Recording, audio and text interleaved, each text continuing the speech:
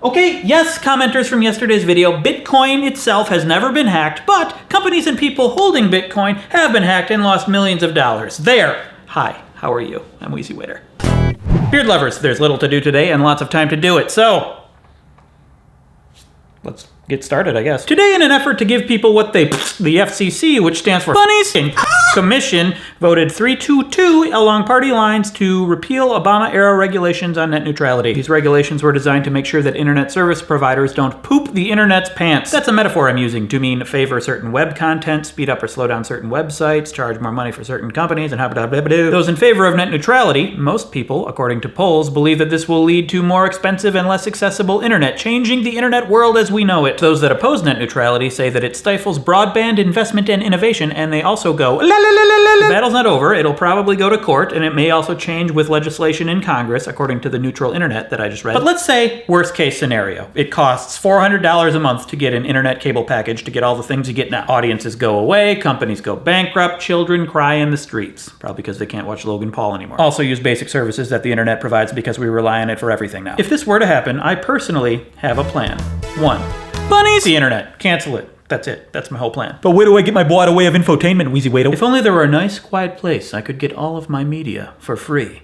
A heavenly oasis of information and narrative delight, if you will. I feel like you're gonna say a place. I am. Well, then just say it. The library. Fine. The library. That's what I was gonna say. The library? Yes. You can go there and get tons of things. Books and movies and magazines. And some places you can get board games. And you could also just go in and use the bathroom and leave real quick. You don't really need the internet to do that anyway. Yet. And if you hate going places where people are, there's an app. This sounds like a sponsorship. This isn't sponsored. It's called Overdrive, and you can get audiobooks and stuff. How much does it cost? It's free! Granted, it's not every book, and there'll be waiting periods, but there's probably more books than you can read in a lifetime there anyway. You should really be paying me for this, but then it wouldn't be free, and that's why no one talks about it, because no one pays them. But if you hate the library, because you're afraid it's a communist plot, I have another option.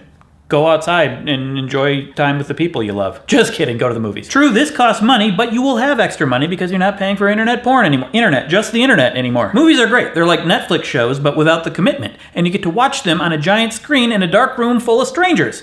That doesn't sound great, but actually it is kind of cool. I find that there's something exciting about a bunch of people getting together and enjoying a thing together. Not just movies, rock shows and plays, art exhibits, millions of bats flying out from under a bridge. That happens every night in Austin. I've been there, it's truly awesome. A collective experience can be a great thing, as long as people don't bring their babies. And they won't have babies anymore because they won't have internet porn to teach them how to make them. Speaking of movies, I'm going to the opening screening tonight of The Last Jedi, and I've waited 2 years for this, and I'm very excited, and you can't take that away from me! Sorry. I just really like Star Wars, and I hate when anyone talks bad about it.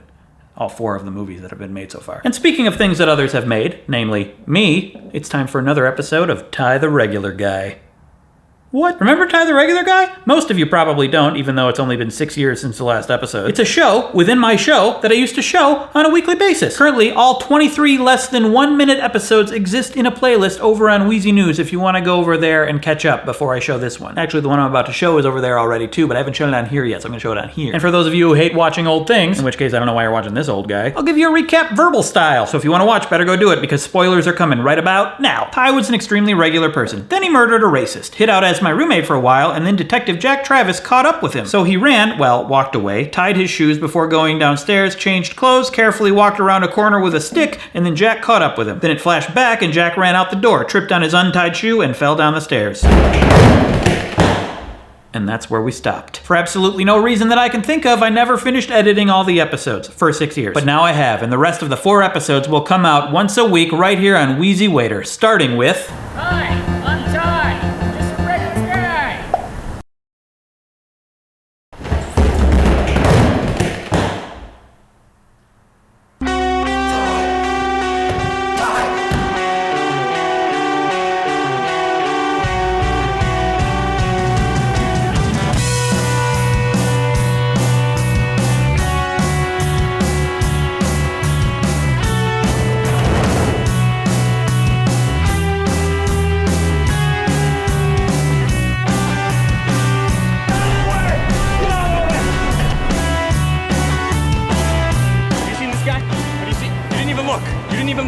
Have you seen this guy? You seen this?